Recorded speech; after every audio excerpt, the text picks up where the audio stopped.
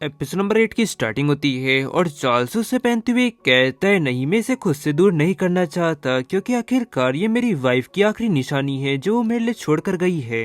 फिर scene shift तो वहीं दूसरी तरफ ओल्ड अंकल खास रहे होते हैं और दूसरे अंकल उससे कहते क्या आप ठीक है। तब वो कहते हाँ हाँ मैं ठीक हूँ। फिर वो अंकल आगे कहते अगर हमें पहले पता होता कि श्राप को मजबूत करने के बाद चार्ल्स इसकी जांच नहीं करेगा तो हमें लोगों का शक दूर करने के लिए खुद को वो देना नहीं पड़ता उस पॉइजन से और आधे जीवन का बलिदान देने के बाद हमारा शरीर बहुत ही ज्यादा कमजोर हो चुका है। जब तक हमारा परिवार सत्ता के शिखर पर नहीं पहुंच जाता भले ही हम दोनों को इसके लिए अपना बलिदान ही क्यों ना देना पड़े इससे कोई फर्क नहीं पड़ता। लेकिन चार्ल्स ने अभी तक उस तावीज को खुद से दूर नहीं किया है जो कि उसकी रक्षा कर रहा है। और क्या ऐसा हो सकता है कि चार्ल्स के मन में से उस लड़की के लिए फीलिंग्स अभी तक ना गई हो। ओल्ड अंकल कहते अभिशाप की शक्तियों को तुम कम आंक रहे हो, मुझे पूरा यकीन है कि चार्ल्स की भावनाएं प्रभावित नहीं होंगी और मेरे ख्याल से शायद से उस लड़की ने चार्ल्स पर बहुत ही गहराई से अपनी छाप छोड़ी है और इसीलिए वो उसकी चीजों को खुद से दूर नहीं कर रहा। और ये बस इतनी सी ही बात है। फिर वो अंकल कहते लेकिन क्या होगा अगर ये फिर से हुआ तो।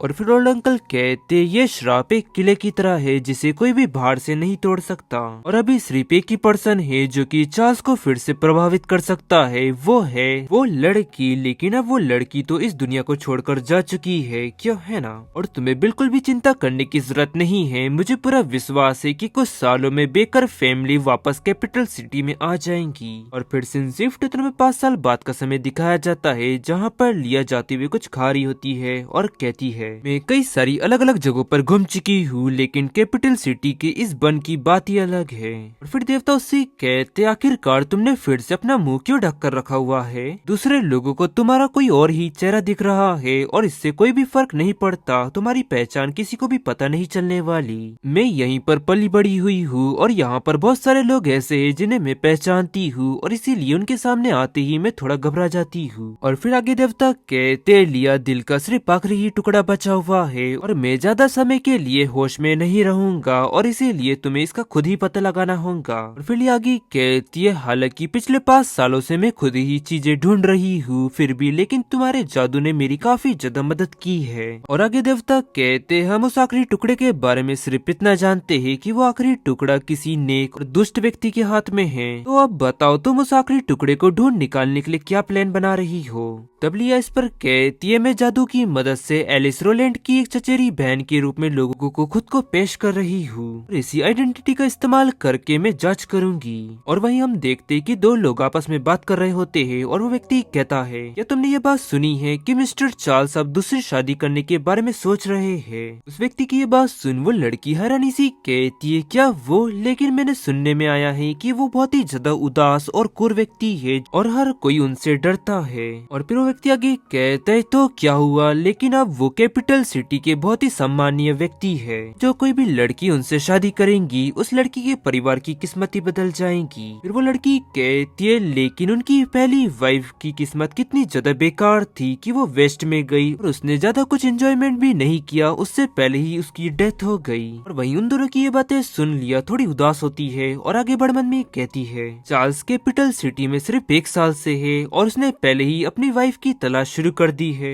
और उसने अपनी अच्छी खासी कैपिटल सिटी में इमेज भी बना ली है। तो इस बार उसके आखिरकार इरादे क्या हो सकते हैं और क्या 5 साल पहले उसका ये प्लान था कि वो मुझसे शादी करेगा और फिर वो मुझे खत्म कर लाने के बाद यहाँ कैपिटल सिटी में आएगा और फिर वो किसी और लड़की से शादी करेगा, क्या उसका यही प्लान था और क्या मुझे मारने की यही वजह थी उसकी। और तभी अचानक उसके सामने से चार्ल्स गुजरता है और उसे देख वो मन में कहती है 1 मिनट रुको, वो तो चार्ल्स है। और उसे देखते ही वो तुरंत अपना मुंह ढक लेती है और आगे बढ़ मन में कहती है बेकर फैमिली के निवास से भागने के बाद से ये पहली बार है जब मैंने चार्ल्स को आमने सामने देखा है। और अब क्या ऐसा हो सकता है कि इतना सब कुछ हो जाने के बाद उसकी पोजीशन और भी ज्यादा स्ट्रांग हो चुकी हो।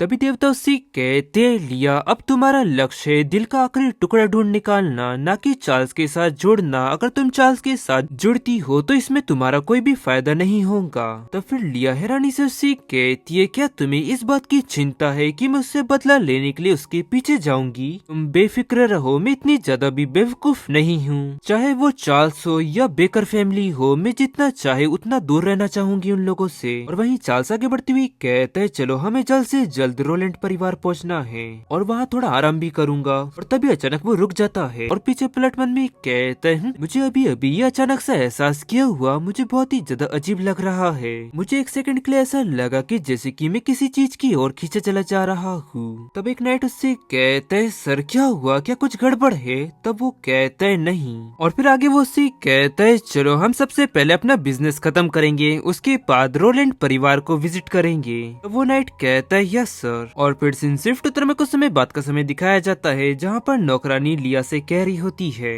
आपका सामान आपके कमरे में पहुँचा दिया गया है और मिस कुछ ही देर में आपसे मिलने के लिए आएंगी। तब लिया कहती है हाँ ठीक है। और फिर लिया मिरर के सामने से गुजरती है और मिरर में खुद को देख रानी से मन में कहती है मैंने जादू का इस्तेमाल करके सभी के लिए अपना चेहरा बदल तो दिया है और जैसे जैसे मैं जादू का इस्तेमाल करती जा रही हूँ इससे मेरी बॉडी पर भी असर पड़ रहा है। मेरी बॉडी दिन ब दिन कमजोर होती जा रही है। और वो मूर्ति अच्छी तरह से ये बात जानती थी कि इस तरह के सौदे कैसे किए जाते हैं जो कि हमेशा उसके पक्ष में हो। एफ्ता क्या तुम सुन रहे हो? ऐसा लगता है कि वो सो रहा है। और फिर वहाँ पर एक लड़की आती है और लिया का हाथ पकड़ती हुई उसी कहती है मुझे तुम्हारा लेटर मिला और तुम्हारे लेटर मिलने के बाद से ही मैं तुम्हारे आने का इंतजार कर रही थी और अब आखिरकार तुम यहाँ पर आ ही गई। वो कहती है तुम्हारा शुक्रिया और एलिस मुझे भी तुम्हें देखकर बहुत ही ज्यादा खुशी हुई। फिर एलिस आगे कहती है तुम इसे अपना ही घर समझो और तुम जो चाहे वो कर सकती हो। और उसकी ये सब बातें सुन लिया मन में कहने लगती है ऐसा कहा जाता है कि एलिस बहुत ही ज्यादा सरल और दयालु है और उसको देखकर ऐसा ही लगता है। फिर एलिस हैरानी सी कहती है लिया तुम ठीक नहीं लग रही हो, क्या तुम बीमार हो? वो कहती है मैंने थोड़ा भी ट्रेवल किया है ना इसलिए मैं बहुत ही ज्यादा थकी हुई हूँ, थोड़ा आराम करूंगी तो ठीक हो जाऊंगी। वैसे एलिस आज तुम काफी ज्यादा सुंदर लग रही हो। उसकी ये बात सुन वो ब्लश करती हुई कहती है ओह क्या सच में, तुम्हारा शुक्रिया। और लिया दरअसल बात ऐसी है कि डैड ने कहा है कि आज कोई मेहमान आने वाले हैं और इसीलिए उन्होंने मुझे अच्छी तरह से तैयार होने के लिए कहा है। ये सुन लिया हैरानी सी कहती है क्या मेहमान? कहती है हाँ यहाँ पर मिस्टर चार्ल्स आने वाले हैं। और उसकी ये बातें सुन लिया चौंकती हुई मन में कहती है क्या चार्ल्स यहाँ पर आ रहा है? फिर एलिस आगे कहती है ऐसा कह रहे हैं कि चार्ल्स अपने लिए एक वाइफ ढूंढ रहा है और इसीलिए डैड चाहते हैं कि मैं अच्छी तरह से तैयार हूँ और उससे मिलूं। और फिर मन में कहती है लेकिन मुझे वो बिल्कुल भी पसंद नहीं है, मैं नहीं चाहती कि मैं एक अत्याचारी व्यक्ति से शादी करूं। उसकी ये बातें सुन लिया मन में कहने लगती है रोलैंड फैमिली तो हाई स्टेटस वाली है तो फिर रोलैंड फैमिली बेकर परिवार में शादी क्यों करना चाहते हैं? क्या इसके पीछे वो ये चाहते हैं कि वो और भी ज्यादा फेमस हो जाए? लेकिन चार्ल्स के लिए रोनाल्ड फैमिली को चुनने का कोई फायदा नहीं है, उससे उसको कोई भी फायदा नहीं होगा। और फिर एलिस आगे उससे कहती है लिया तुम मेरे साथ क्यों नहीं आती? ये सुन वो हैरानी सी कहती है क्या मैं? और गाइस इसी के साथ ये एपिसोड यहाँ एंड होता है। पसंद आया तो लाइक एंड सब्सक्राइब जरूर करें। मिलते हैं आपको जल्दी नेक्स्ट एपिसोड में।